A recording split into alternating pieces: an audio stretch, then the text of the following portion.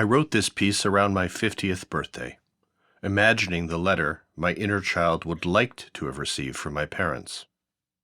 Trigger warning, particularly for trauma survivors. I wrote this piece for you, too.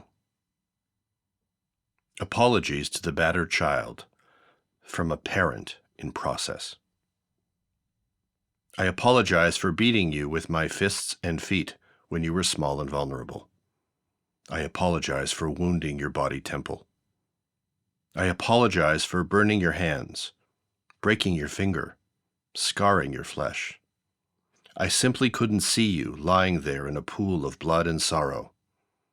Blinded by my own repressed rage, I saw an easy mark for my aggression. I saw a new host for my pain. I now understand that my abusiveness was a smokescreen for my own woundedness. A habit entrenched early in life, it felt easier to repeat the abuse than to heal it. And in many ways, your aliveness reminded me of my own deadness. I had to shut you down so I could remain asleep. Beneath it all, I had so much love for you, my sweet child. I just couldn't manifest it. I don't ask for your forgiveness. You must be true to your own process first. But I do ask that you grant yourself permission to heal and to live a life that is liberated from my effects.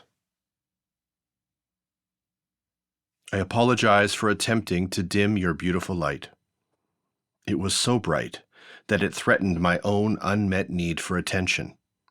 Who would notice me in your enlivened presence?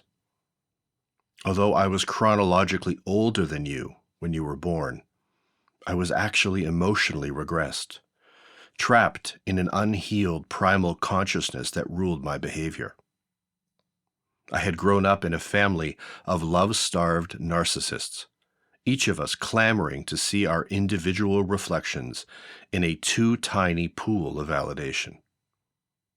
With our lights hidden under a bushel of shame, no one ever felt seen. Stealing other people's light became my misguided path of self-elevation, a misplaced attempt at boosting my diminished self-concept. I'm so sorry for this attack on the integrity of your being. You had every right to embody your magnificence with dignity. You had every right to shine. I apologize for vilifying and scapegoating you. I'm sorry that I actively blamed you for my own misery. I couldn't hold my self-hatred any longer. I needed to pass it on to someone else. You were the perfect recipient for my frustration. You couldn't defend yourself. And I remember the worst of it, telling you that my life would have been better if you had died, instead of the daughter I lost. As I read these words, I find myself almost turning away from your picture. It is too much to imagine that I could leave you with that. But I stay and face your image. I face it not because I can change what I have done, but because I owe it to you to stay in the fire of my own regret. I apologize for mocking you and repeatedly calling you names. I should have known the scars that insults leave on a vulnerable being. Mockery was fundamental to my family dynamics. In the heat of desperate survivalism, insulting each other was a momentary relief from our chronic state of hopelessness. I'm sorry for perpetuating that pattern at your expense. I only wish I could reach inside of you and take back the words I left there. I know that you internalized many of those insults and believe them to be true. I know that it shaped your lens. Please know that my message was entirely my own stuff. Please know that you are beautiful in my eyes. And more importantly, please know that you are beautiful through your own eyes. Please heal the remnants of my madness. I apologize for turning others against you and pitting you against your own siblings. Lodged in a competitive worldview, my reality was divided into territories, threats and protections, enemies and friends, them and us. The demons of duality, ne'er the twain shall meet. Through this fearful lens, differences were equated with threats to survival rather than opportunities for learning. Like snorting animals on the prowl, if you didn't behave like us, you were the enemy. Because you were so different from the rest of us, I identified you as an enemy. I forgot our biological connection, our shared humanness, our karmic engagement. I forgot the bridge that existed between our hearts. I'm so deeply sorry that I left you alone in your developing years. I apologize for abandoning you when you needed me most. I remember your cries for contact, your tireless efforts to connect, your tearful eyes through the living room window as I drove away. I looked away, but I still felt you. I just couldn't do anything about it. In many ways, I confused you with the bad marriage that produced you, a marriage that I desperately longed to escape from. When I had you, I was so emotionally immature. There was so little space inside me for another person's needs. As I grow into my real adulthood, I am able to empathize with your heartbreak. In the last years, I have spent much time growing into the parent you deserved. Please know that I have taken that journey seriously. I want you to know that I see you more clearly now. I see the fear that I left you with. I see the ways that it impacted your life choices, emotional availability, patterns of self-distraction. I see the ways that self-doubt prevented you from fully owning your power. Despite my madness, some part of me noticed the ways that you shut down to cope, the shallowing of your breath, the armoring of your heart, the reluctance to be seen. But I also see the ways that you overcame. I see the ways that you championed your own cause. I see the ways that you converted your fear into hope. I see how hard you worked to grow yourself. I am proud of you in ways that words can never express. Most of the greatest achievements on the planet are unknown to others. Private overcomings, silent attempts at belief, reopening a shattered heart. The real path of champions truly lies within.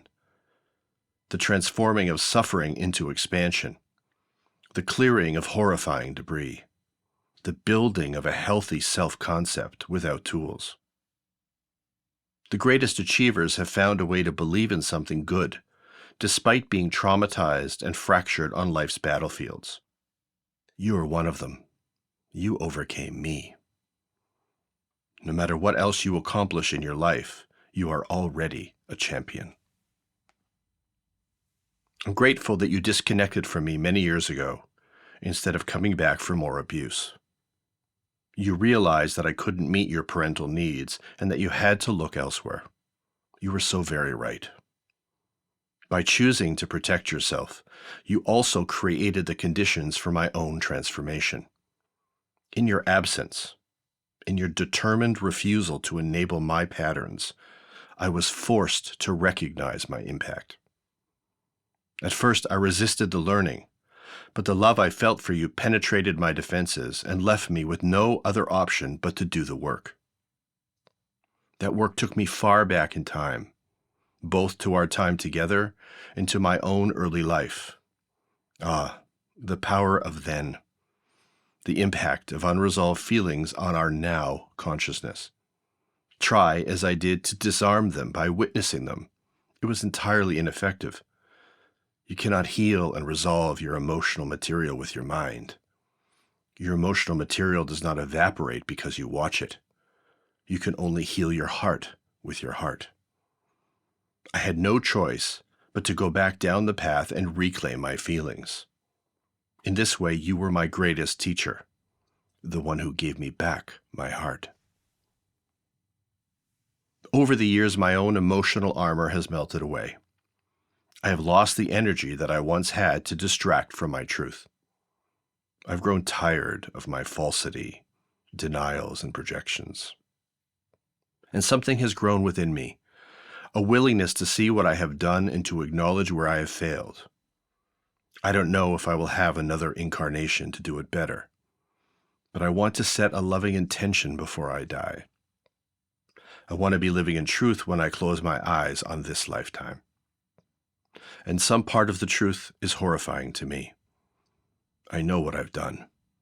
I know the violence in my heart. And I know the causal factors, the desperate survivalism that plagued my family line, the shutting down of my emotional current, the buildup of resentment. But I also know that I had a choice. I could hear the voice of love calling me away during those acts of violence. But I chose to continue. I was influenced by my childhood, but I alone chose my path. Before God and before you, I am accountable for those choices. As our society crosses the bridge from survivalism to authenticity as our way of being, I have every faith that one day we will move from love. I have done it, and I feel confident that others will follow. As part of that process, I call on all bullies to step out of their comfort zone and make determined efforts to shift their abusive paradigm, to find the courage to face the source of their rage, to break the lineage of toxic conditioning, to find constructive ways to soften their edges, to steer the collective unconsciousness in new directions, to learn healthy ways to channel their aggression. Don't do it only for those who you are harming. Do it for yourself as well. There is no life with a closed heart. I do not know how God will judge me. I do not know how you will judge me. I do know that I have done all I can to own my actions and to open my heart. I'm on my knees before truth. Know that I understand if you choose to remain disconnected. I truly do. You have to be true to your own process. But also know that I am here for you if ever you choose to open the gate again. Nearly 50 years late, but the way is clear.